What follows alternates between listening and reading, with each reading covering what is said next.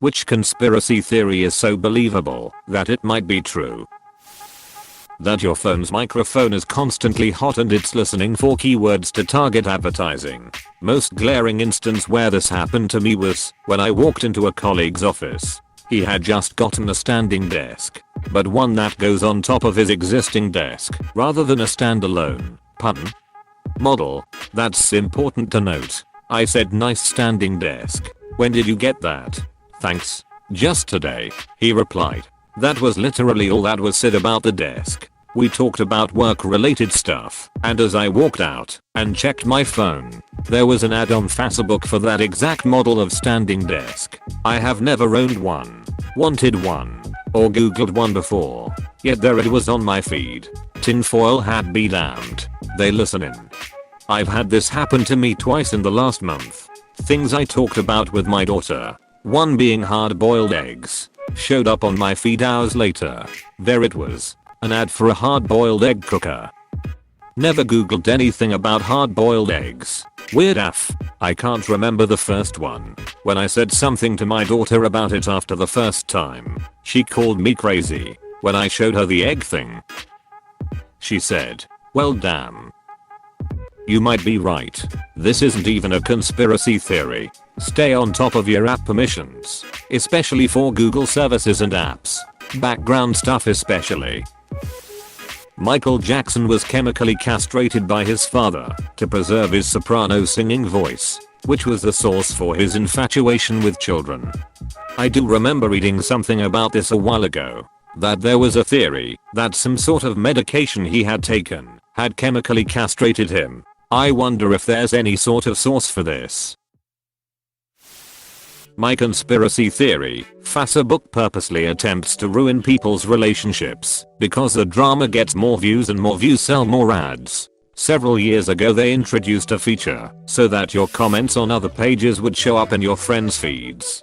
So if you're secretly an atheist and you comment on some atheist page, it shows up in your devout Southern Baptist Grandma Muriel's timeline, even though it's a conversation that has nothing to do with her and there's no reason for it to be. As a result, Facebook outs you to your family, and grandma is typing away at all the evil satanists trying to corrupt her grandson. And if you comment on a public post, it's unavoidable. You used to be able to control who could see your comments even on public posts by other pages. But at the same time Facebook introduced their tattletale feature, they took that ability away. Now if they were to stumble across the same page they'd be able to see your comment. But after that change, Facebook started pointing everybody you know directly to it. Not to mention, the privacy settings are difficult to find, difficult to understand, and with each passing year gives you less and less control over who sees what, by forcibly combining everybody's social circles. Facebook is trying to generate conflict. They want to generate conflict because the conflict happens on Facebook, which means people logging on to Facebook more often and seeing more ads. They're essentially an internet tabloid, except instead of showcasing the personal drama of celebrities for clicks and sales, they're doing it to you instead. Ever notice how the vast majority of family drama, relationship fights, etc. these days happens on Facebook? That's by design. Facebook is literally destroying the social fabric to make a buck, consuming relationship stability like it's an oil refinery consuming crude. That's why you hide your real opinions on FB and share them on Reddit instead. All rocks are soft until you go to touch them. Sounds like my NVM. That there are hundreds of companies that operate tens of thousands of Reddit accounts each. They have been auto-rigging these accounts for years, use scripts to auto-post and comment, and have humans that shift through all the accounts to make various comments to maintain these accounts. These companies have the ability to control and game their way to the front of Reddit. Huge brands use them, special interest groups use them, political parties use them. It's not a conspiracy, it's a real thing. The ballistic missile threat that was sent to Hawaiian cell phones saying, "Seek shelter, this is not a drill," that was later deemed a mistake, was a real missile that was intercepted before impact. I could see this being real, but is there anything to back up the claim? Yeah, I feel like though plausible, that this would be super obvious, especially if it was from another country. Dyson purposefully made the cable shorter over time, just before announcing the cordless version. My DC01 has a 12 meters flex, my DC14 has a 5 meters flex. They purposefully made the flex shorter to be an inconvenience and make people want the cordless version. Darth Jar Jar was 100% planned and hinted at in TPM, but the sheer amount of hatred for the character made Lucas back down. I actually wished he went through with the original vision. So do all of us. But memes about the NSA and other spy programs are encouraged by the very agencies spying on us to twist the idea into the absurd and to humanize their agents, or make everyone paranoid for even asking questions about the surveillance state. Panopticon. The rich orchestrated the recession back in 2008 to take advantage of the market. Miley Cyrus's crazy streak was all a carefully planned marketing scheme to get her solidified as an A-list celebrity. I believe it was done to make Disney completely cut ties with her and kill the image of Hannah Montana. It's worked too. Hannah Montana was quite possibly Disney's largest TV show ever, but I haven't seen anyone even mention it for over 4 years now. And despite Disney cashing in on old IPs, Aladdin, Kim Possible, Lion King etc., we have yet to even hear an unsubstantiated rumor regarding Hannah Montana. Dad, is that you? But seriously though, my dad has been saying this since she first went wild. She had to do something completely extreme to destroy the image of Hannah Montana, and thus allow her to begin her own career as Miley Cyrus. The Vatican holds horrible dark secrets and many answers to existential questions. And that Area 51 is a publicity stunt by the government to hide the real testing facility. The Vatican has many vaults literally stuffed with thousands of documents that no one but people in the Pope's circle have access to. Who knows what's in those? I'm willing to bet there are parts of the Bible/Christian history that will never see the light of day thanks to Emperor Constantine creating the first official canon of the Bible.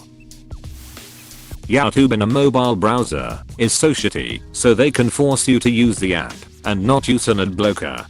This is true for most mobile sites, this one included. Not only do they want to run their ads, they want the data that an app can get compared to a website. Reddit is almost completely unusable in the mobile browser unless you're just looking something up quickly. Some subreddits I've even gotten stuck with banners at the bottom saying to use the app where the button to exit doesn't even work, so you can only see like half the screen. Then there's the giant continue button and tiny part below it to go to the mobile site. Continue very obviously implies continue to the site you were trying to reach, not continue to a different app. I have long argued to friends and family that Barack Obama may have been a CIA operative sometime in between college and being a community organizer in Chicago. Bear with me. After graduating from Columbia in 1983, Obama went to work for a company called Business International Corporation, a company that is known to have been used as a CIA front link. Wikipedia. org/wiki/business_international_corporation. In the past, there is little information available about this time in Obama's life. The CIA was actively recruiting at that point in history and would have been very interested in a young black man with an Ivy League education and ties to Indonesia and Africa. The information would most likely still be classified, but it could also have helped his rapid accession in politics at such a young age. After nursing this theory for a while, I finally googled it and, sure enough, loads of websites tout similar theories. Some of it convincing. Not the stuff about him being a CIA chrononaut who fought Russians on the moon. That angle is less convincing. Long John Silver's is some kind of money laundering scheme on the basis that they have been open for as long as I can remember, but I have also literally never seen a busy Long John's. Toxic delusion that I ironically entertain? Perhaps. You clearly didn't grow up in a white trash family. LJS is a poor man's Red Lobster. We would eat fast food almost every night when I was growing up, and maybe once a month get LJS. It was a treat.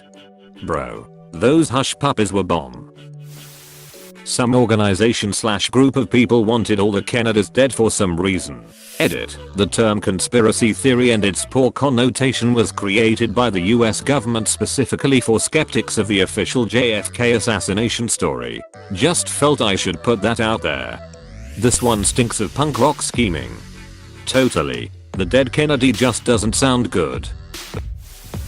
The president of the Philippines, Duterte, is very anti-drugs to hide his own involvements with drug cartels off which he makes billions. Funny enough, he once told supporters that if his own children were found to be dealing in drugs, they should be executed. Not long after, one of his children was found to be involved with a big shipment of cocaine. Ike. Still alive. I may be shaky on some of the details here, but I remember reading this on Duterte's Wikipedia page. I'm at work. We'll find the source later if anyone is interested. Edit. Thanks to everyone who has posted sources in the comments. I got some of the details wrong. Meth. Not coke. etc. But the gist is accurate. Also, Duterte had a past drug issue with fentanyl that nobody really knows if he's clean from, and apparently smokes weed. He's definitely clearing the market of any competition. Good way to secure control of supply. Only problem is you scare/kill off a ton of customers. The Laurel Canyon Conspiracy.